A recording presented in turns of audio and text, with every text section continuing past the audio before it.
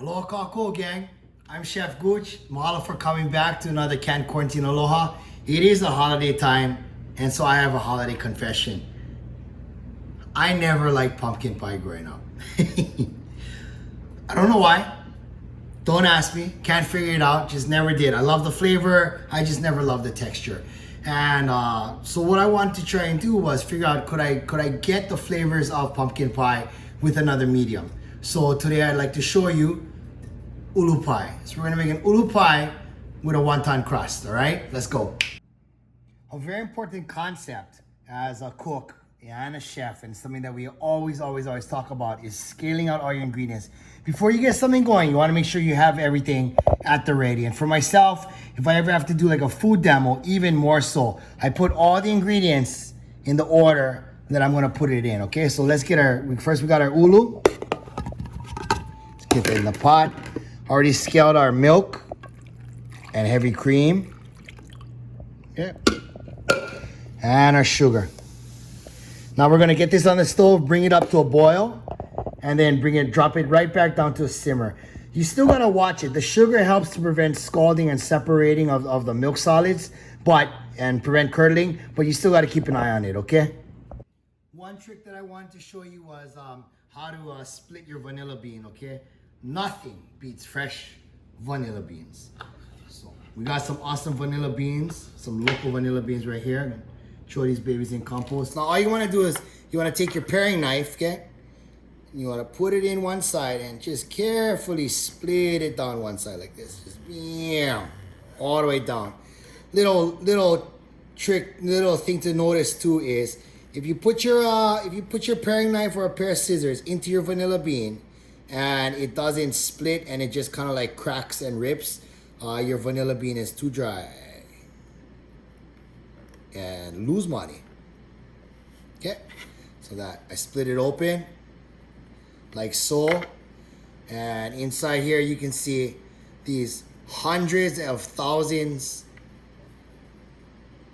of vanilla beans.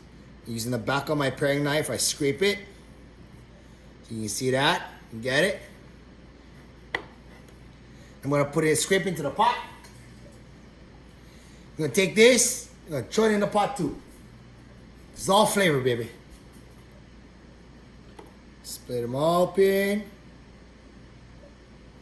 Scrape. And there you go. And you know, these little pieces come off. That's all right. It's all right because we're gonna just pick it out later.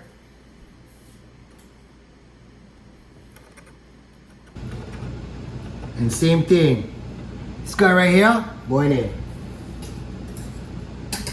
Alright. Bang. You smell it?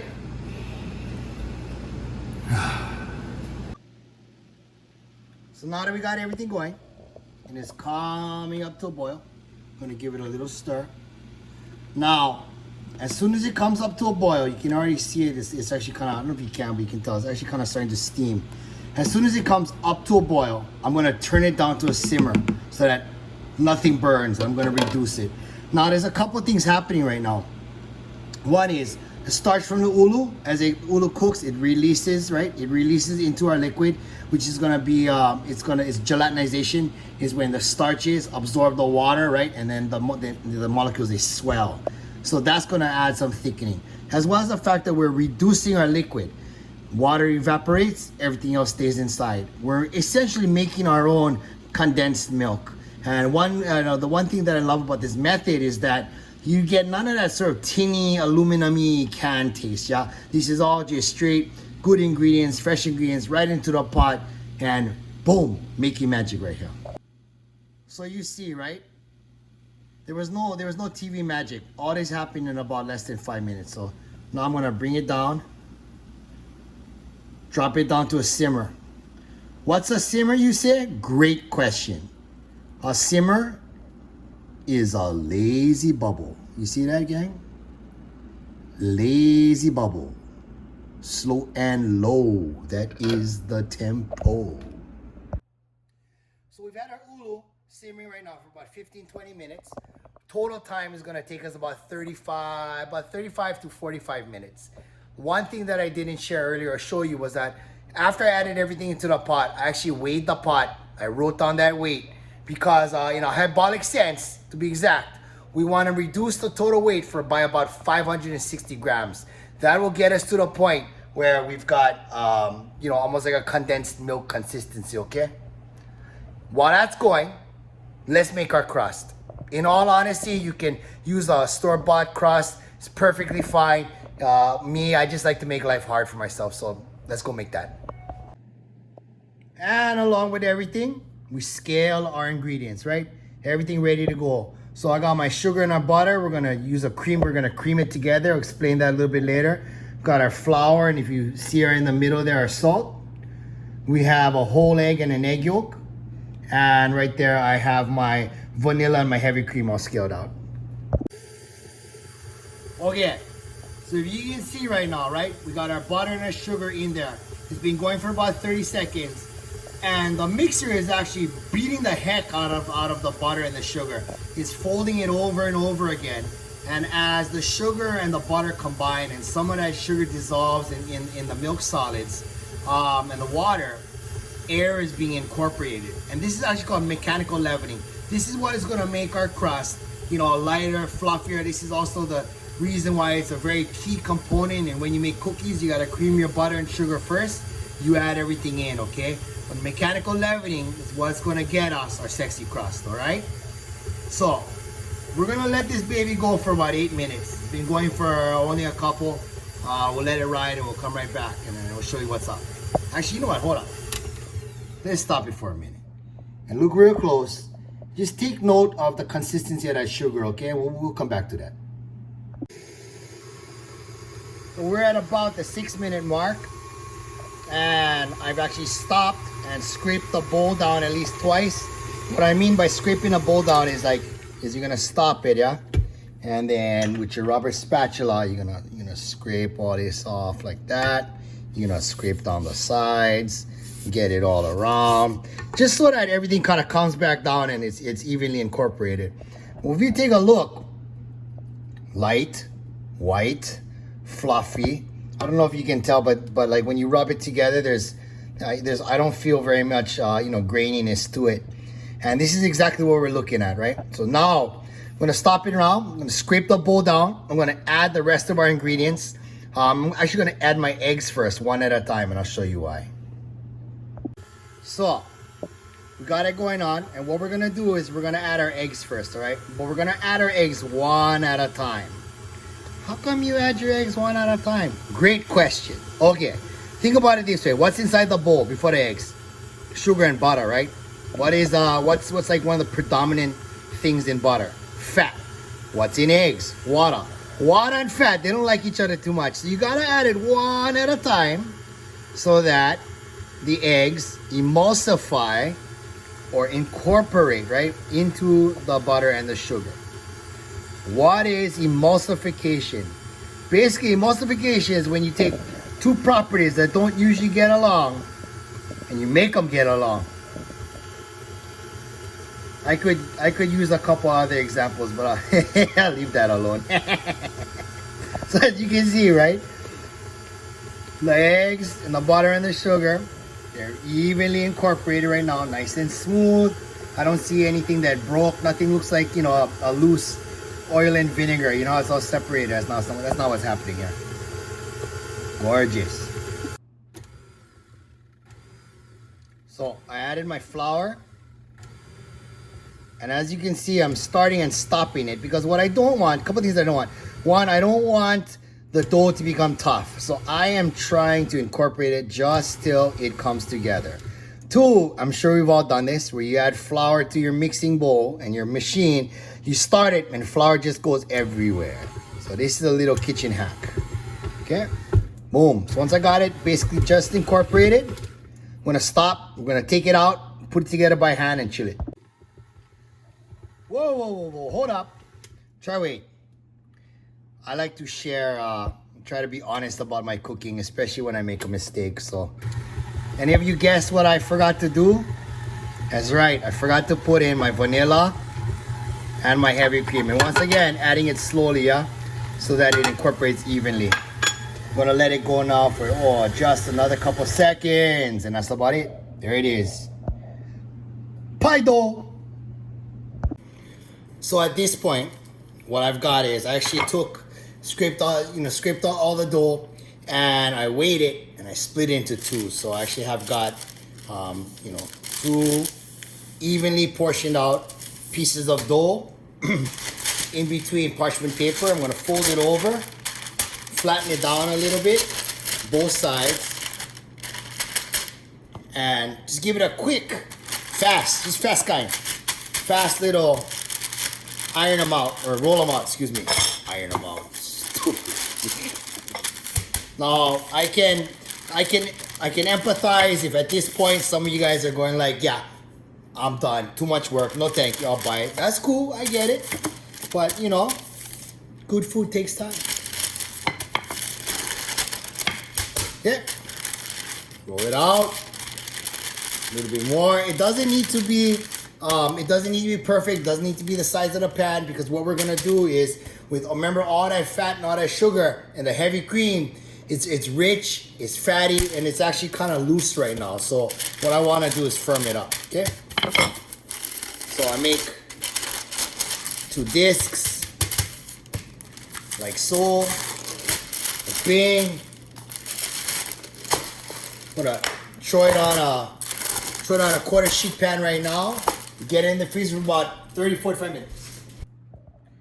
While we're waiting for that dough to chill up, just wanted to show you and just take a notice, right? Is that here we go, it's simmering away.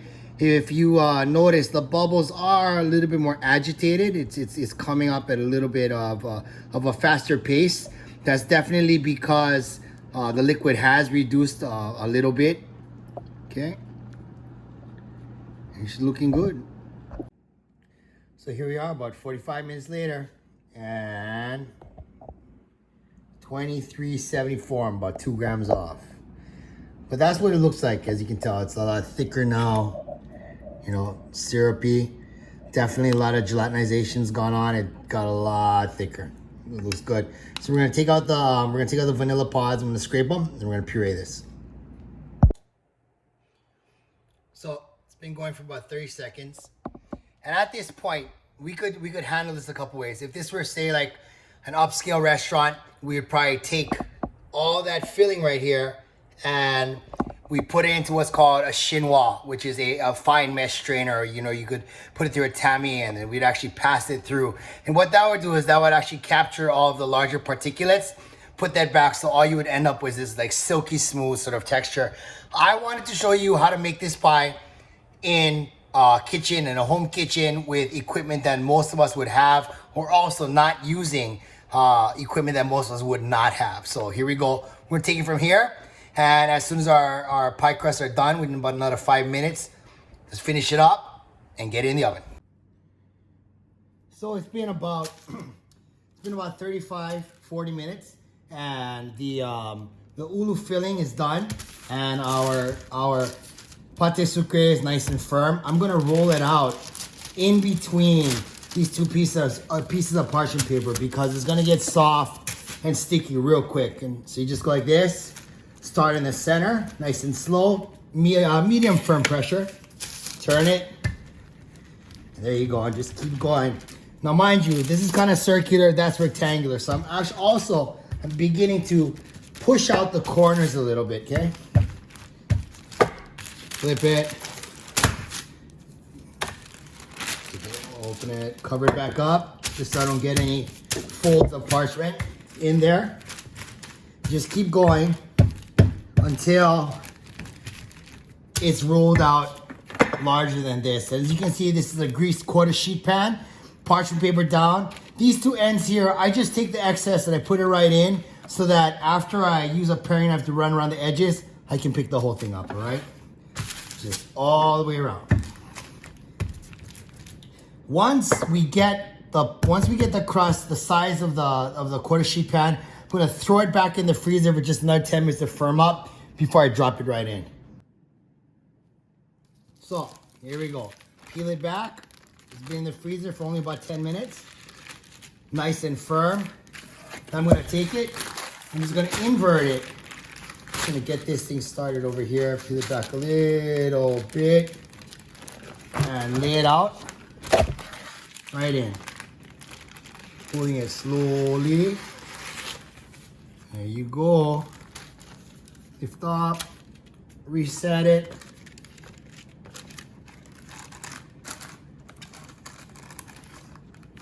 At this point, just boom.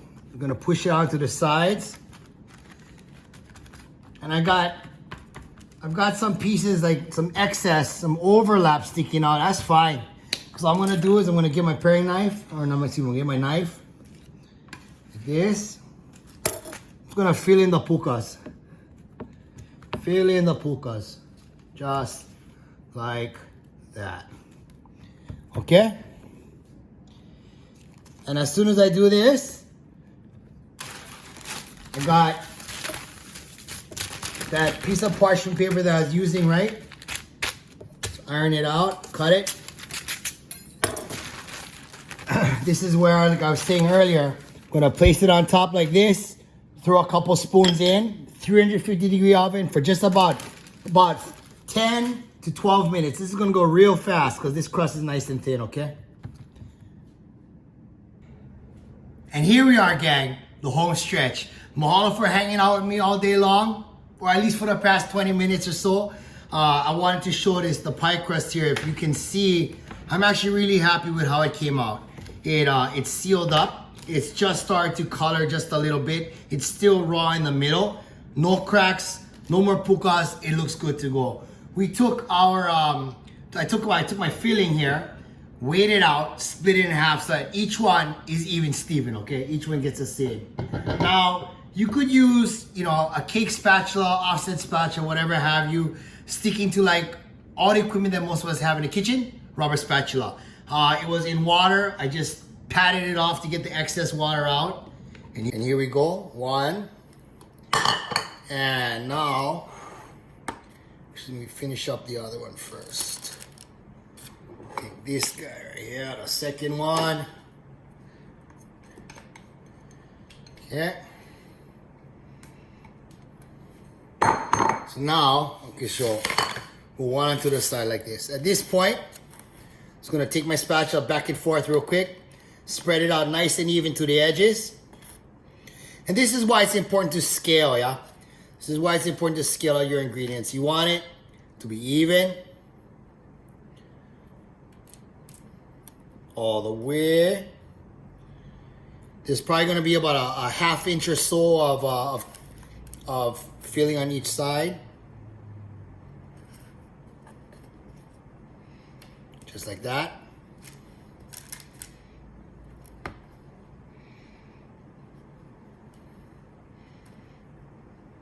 Okay. Give it a couple of drops. This helps to get out any of the excess air bubbles. Same method that we do for like our butter mochi and some of the, you know, a lot of the other custardy types or mochi types of desserts that we make. Give it a couple good bangs.